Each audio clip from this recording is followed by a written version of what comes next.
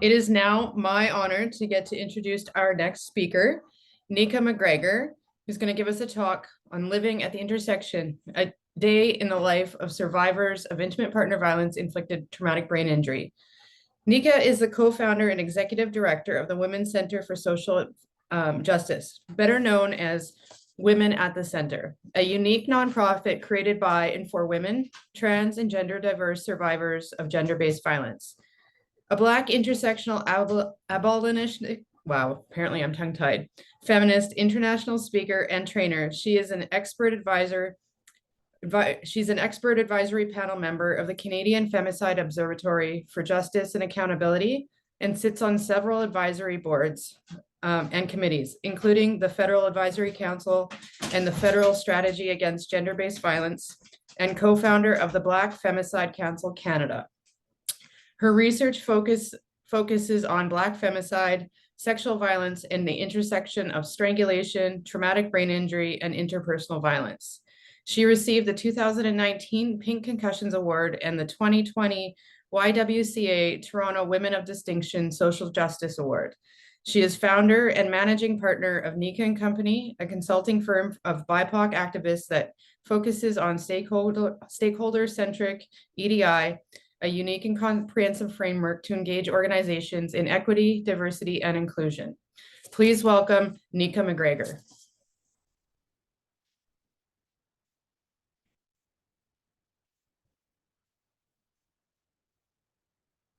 So can you hear me?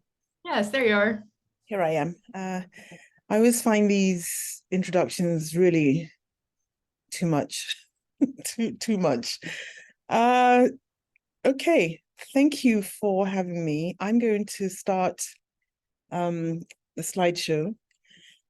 My name is Nneka MacGregor, and as was mentioned, I am the co-founder of the very, very unique organization. And today, I'm going to talk to you about what it's like for survivors to be living their lives, having experienced some form of intimate partner violence, that a brain injury that is precipitated by intimate partner violence. As is traditional in our work, we never enter a space without giving a people and a land acknowledgement. So I want to show my solidarity with Indigenous women, girls, and Two-Spirit people by acknowledging that I'm zooming in today on stolen ancestral lands belonging to many, many Indigenous peoples who've been custodians of this Turtle Island for millennia, including the Mississaugas of the Credit, the Anishinaabe, the Chippewa, the Haudenosaunee, and the Wendat peoples, and is home to many, many diverse First Nations and Métis and Inuit people. It's a space called Takaronto, or Toronto in modern parlance, and is covered by Treaty 13 under the dish with one spoon with the Anishinaabe, Mississaugas, and the Haudenosaunee. And part of our work, actually, through federal government funding, is around advancing gender equity for Black women, Black girls, and Black gender diverse individuals. And that work really surfaces the fact that Turtle Island, Canada, is also home to generations of people of African descent, Black people of African descent who were brought here against their will through the transatlantic enslavement of human beings. And our work at the organization, my team, my staff, my colleagues, our work is really around disrupting and reconstructing a world where there is equity, there is love, there is kindness and compassion, and stops the violence and attempted genocide of Indigenous and Black people. Why do I do what I do? I always contextualize myself because I'm a survivor. And I am one of those people, one of those women who I lead with that in this space. Because when I first started doing advocacy and activism work, I was confronted. Whenever I'd said that I was a survivor, people would look at me with, oftentimes it was, I don't know, embarrassment, blame, shame. and somehow as if I was the person that was to blame, and I was broken. And I knew myself that I was not broken, that whilst I was a victim of the violence, I was not living in victimhood. So I do this work to show the incredible expertise, the strength, the capacity, the brilliance of survivors. And what I'm going to show or share with you today is just a sample of the work that my team and I do in supporting survivors, not just of intimate partner violence, but of all forms of gender-based violence. But why I do this work, really at the heart of it, is not just because I'm a survivor, but because of these people. I call them my 3 wishes. This is my first wish. My brilliant, brilliant, beautiful daughter, Ali, who lives in Hong Kong with her husband. My beautiful, beautiful sunshine, Alexander, who's currently in Hong Kong, in Japan with his wife on their honeymoon. My absolutely perfect little baby, Christiana, who lives in New York, just completed her master's in architecture. And then drum roll for this little guy, my new grandson, who was born in January. So I'm a grandma to this beautiful little boy. I do this work because I owe it to them. All the experiences that I have lived through, and I mean lived through because I am a survivor of a attempted intimate partner femicide. Had I not lived, I wouldn't be here to see them thrive and flourish in the world. And I do the work also because my 3 children, the 3 that you just saw, witnessed the last incident on Mother's Day when I thought that I was going to die by strangulation.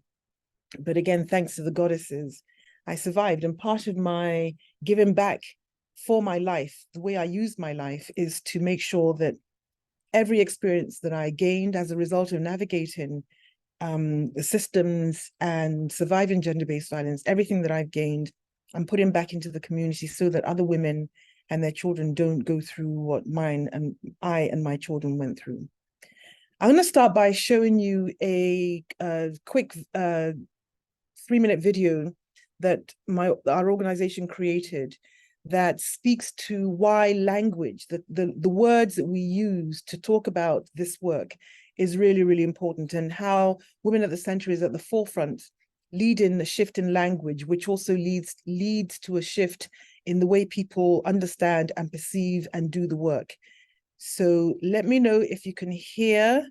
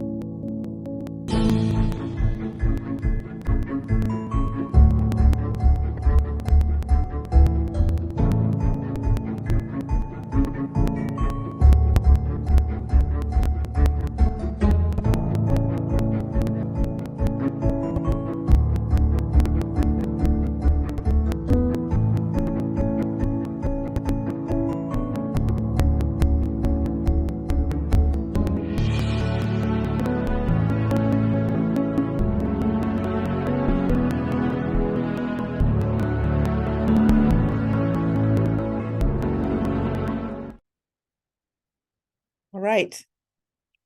So we're back. I want to go through very quickly some of the challenges for survivors. And I know there may be survivors in this space, and I'm hoping that many, if not all of you, can relate to some of these experiences. So you have the survivor in the middle. There's the S for shame, feelings brought on by societal pressures and feelings that we're told that we are to blame for the violence. There's a stigma that's associated with being a victim of violence. Questions of concerns of safety and fear of repercussions and further violence if we disclose what's been happening to us. There's a silencing that happens either because we may have been told that nobody's going to believe us, or we remain silent because we are afraid of what the consequences are if he finds out that we have been telling, we've been speaking about it. There's a solitude and isolation that abusers tend to use as a way to dismantle our social support networks, including removing us from connections with our families and friends. And then there is the silos that happens in the gender-based violence, specifically sector, but also this siloing that happens between the gender-based violence and the traumatic brain injury side of the work, which means that when you look at all of these S's, it further compounds the realities and stops women from coming forward and disclosing that they've sustained these types of injuries. Thinking about silos, and I know Eve in her brilliant keynote talked about the siloing that happens. So just looking generally at some of the sectors that's involved with survivors at the intersection of brain injury and intimate partner violence, is that you have the brain injury resource and support sector that's doing their thing in one corner.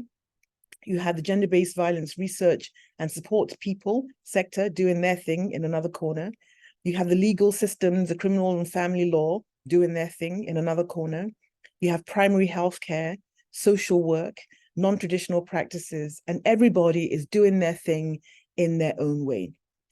And what I'm going to show you now is, again, just to give you a heads up, it's going to be a little bit of a lot, because by the end of it, it's going to look like a very, very full, messy page. So I'm just giving you a heads up to prepare yourself to understand the multiplicity and the complexity and the weight that survivors are bearing as we navigate the life on the daily at this intersection of brain injury and intimate partner violence. So I start with, we have a woman, a survivor in the middle. We call her Sue, and her daughter Jenny. Sue is a survivor of physical violence, which means that she's had hits to the head, face and neck, including strangulation, and is probably walking around with an undiagnosed brain injury. She's experiencing coercive control, which means that she's been experiencing verbal, emotional, psychological abuse, financial abuse, social isolation from family and friends, as well as threats to her life and to her children. She also probably experienced some form of sexual violence, threats, oftentimes threats to release sex tapes, online sexual harassments that she's enduring.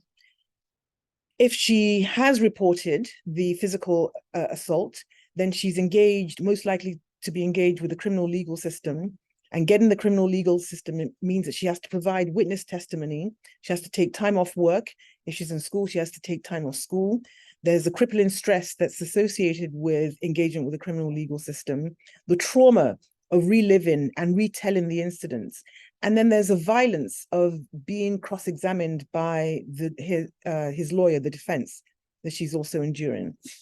Because she has a child with the abuser, with the perpetrator, she has to go through family court to get access, custody, issues of child and spousal support finalized, equalization of their assets. Oftentimes they are unrepresented parties. Some men will ditch their lawyer, self-represent as a way to remain, have some vestige of control over her. Oftentimes she will not be able to afford a lawyer because she doesn't have access to money to feed herself, much less to pay a lawyer. So she too is unrepresented. If they do have lawyers, there is the issue of lawyers being uninformed about the abusive tactics and the dynamics of abuse in this context.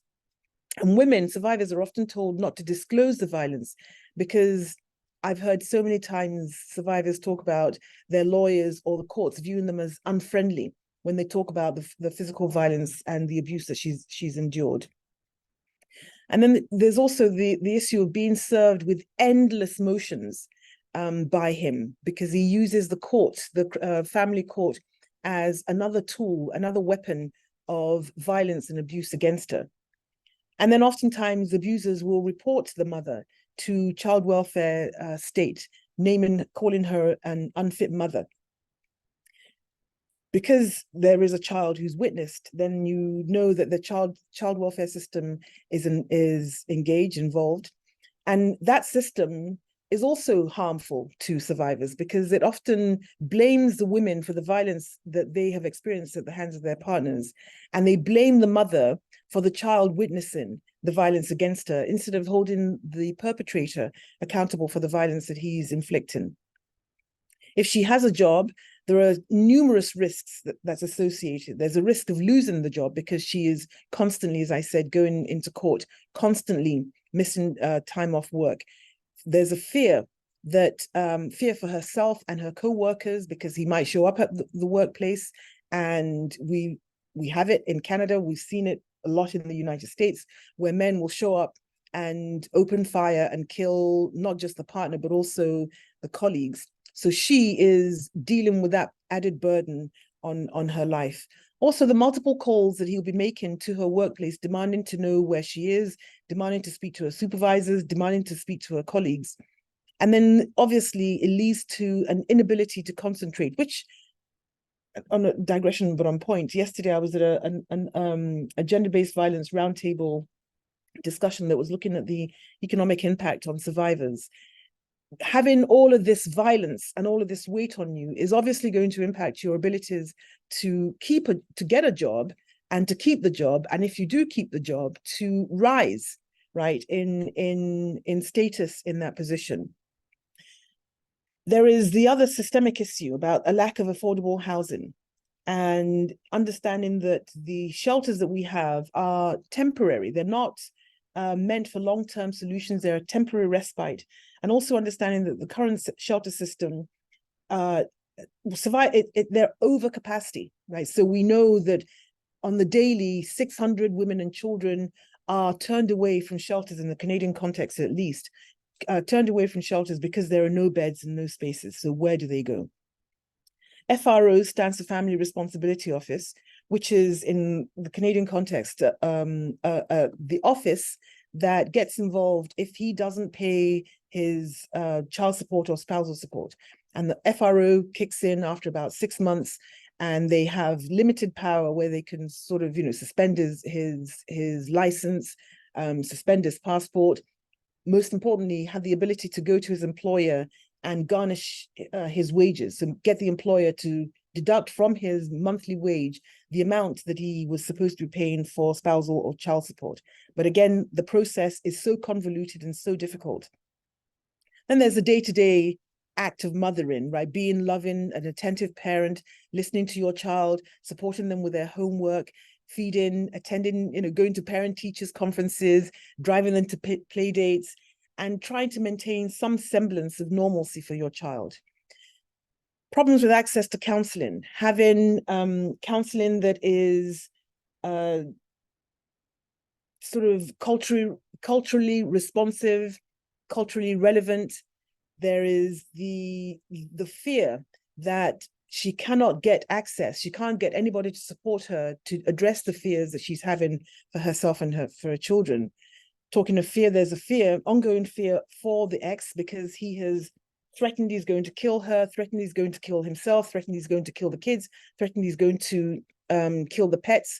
He's dealing with his explosive anger, his jealousy, and the increased anger because she may have told. OCL in Canada refers to the Office of the Children's Lawyer, which is when the courts will provide a lawyer to the child, oftentimes because the parent, the abuser, has accused the mother of parental alienation, saying that she's trying to keep the child away from him, where in reality she's trying to keep her children safe because he's, again, made these threats in private. compounded by where she lives, whether she's living in rural or urban communities. If she's living in a rural community, lack of access to transportation, lack of access to support services.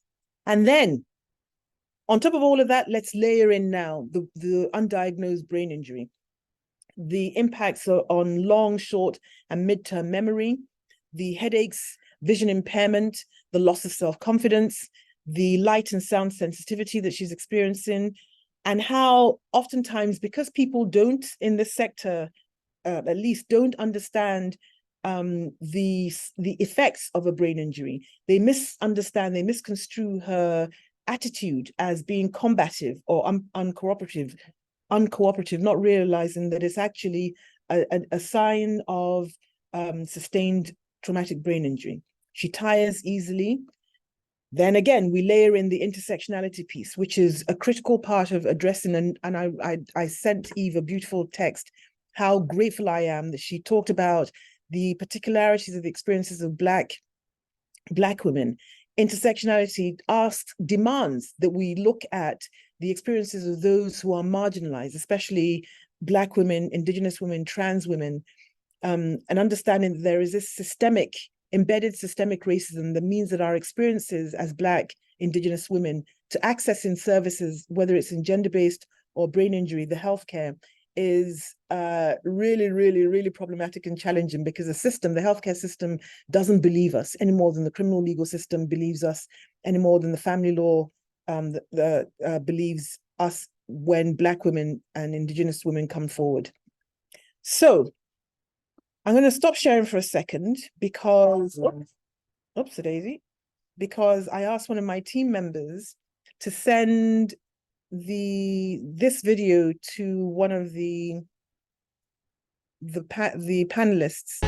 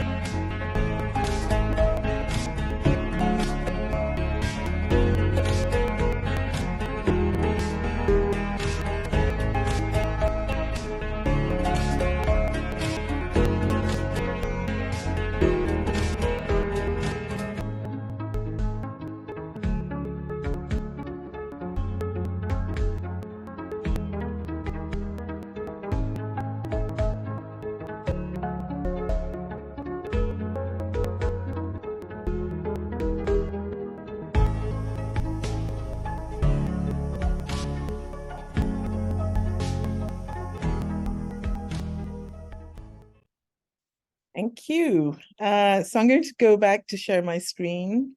Carrie, if you don't mind. Yeah, you can share it. Thank you. Okay. Oops, it isn't it? Beyond that.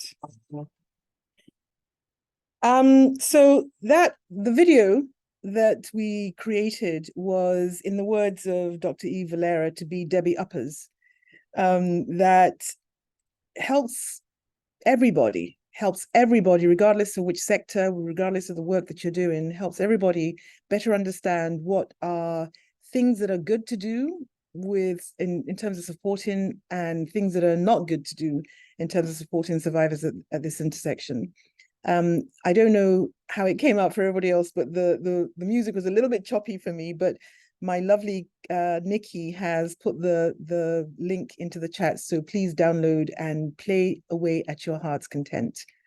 Key takeaways for today is, number one, about breaking down silos. It is critical that everybody understands that working in isolation and sticking to your own profession does not do any good to survivors who are at this intersection. Another key takeaway is something that we talk about so often, and we mean it, and we try to implement it every day in our work, is to lead with more love, more kindness, and empathy and compassion in the work, again, regardless of the profession that you're in, regardless of your relationship with the survivors, but having this sort of empathy gene amplification, turning your empathy gene on and doing your work is guaranteed to produce better outcomes for the survivors that you meet. The third one is advocate. Be an advocate, regardless, again, of your profession. Advocacy is not just for those of us in the social justice sector, but regardless of the work that you're doing, you can use your power and your position and your privilege to support the survivor that you are working with or that you know. The fourth one is exactly around support. And that support means that you develop your own community networks, and knowing who in your region and in your community does really, really great work that you can then do those soft referrals to survivors for. So it's not just, as the video showed, you're not just sending, giving a survivor a list of telephone numbers and say, help yourself. You're actually referring them to people that you know in these organizations, giving them the extension number and doing soft introductions so that they are handed over to somebody who you trust and that you would trust to send your brother, your sister, your mother, your sister, your daughter, your best friend to. And then the last one is that you learn. Continue to learn, because as you heard from the brilliant presentations of the students, there's a lot of advancement happening in this sector, in this field. And the more you know, and the more you cross-pollinate, the more you're able to actually intervene and positively impact on the lives of survivors. That is me done. I'm going to stop sharing my screen. Nneka, thank you so much. It is always such an honor and privilege to get to hear you speak. I always end up finishing your talks with goosebumps. And thanks, Carrie. I feel like, and you're gonna probably cringe when I make the comment I'm about to make, but I feel like any of us giving a talk in this space or doing work in this space get the comment of, why didn't she just leave? And I think that your slide, the slide you gave the warning and talked about, may be one of the best representations of the answer to that question. And I commend you for that slide. I think it's the most brilliant way to really drive that home. And I just kept watching it and being like, and that, and that. So thank you. It's not a question. It's just, thank you. I think everybody needs to see that slide. I appreciate it. Hear your talk on it. Of course, Rachel comes in with a whammy of a question for you, and love her for it. She's interested to know your thoughts about moving toward gender neutral language to increase inclusivity with the reality of domestic violence, and especially in head injury, that's an overwhelming experience by women. How do we be inclusive while also acknowledging that this is a gender-based issue? That's a brilliant Right? question. Yeah. Yeah, it's a bloody brilliant question. And it is precisely by doing that is that we name it, and we explicitly, it's like even though my organization is called Women's Center for Social Justice, or Women at the Center, we explicitly name that we are by and for women, trans, gender diverse survivors. And we also name that when we talk about gender diverse, we're not talking about cis men, right? So by explicitly naming who we are talking about, that's the way we sort of expand our inclusivity bubble, as it were. I think part of the challenge is that a lot of people are afraid to be inclusive because there is I'm actually going to say there's this cancel culture that's happening. I was actually digression, but on point, and you'll know me for this. A couple of weeks ago, The floor is yours. Thank you very much. Thank you very much. A couple of weeks ago, I was on a panel with YWCA National, the big YWCA on a panel, and one of the panelists put a sort of a note, a question in the chat directed at the YWCA. The question was a little bit problematic. I didn't see it at the time. Long story short, as soon as the panel was done, I get dragged in on Twitter or on X, and I'm being sort of called to speak against trans people, that, we need to be women inclusive spaces. And I refuse to do that, because trans women in my heart, in my mind, and in my work, trans women are women. I see nothing served, no purpose served by keeping people out, because they are experiencing levels of violence in much the same way as cisgendered women are. And so for us to fall into this red herring battle of, picking sides, it doesn't do anybody any good apart from the patriarchy. So gender neutral language, I believe in naming. I believe we need to name it. I believe we need to be more inclusive. And our whole premise is one of my colleagues, Sonia Boyce, talks about leading with, the work is hard work, but it's also heart work. So you have to lead with love, and we have to love. And the way we speak about this issue is part of how we show our love.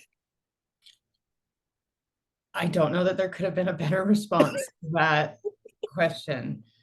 On that note, and talking about language mattering, what sort of advice can you give for people trying to make sure they're doing it right? Like, I get it all the time, people saying, well, what if I say it wrong?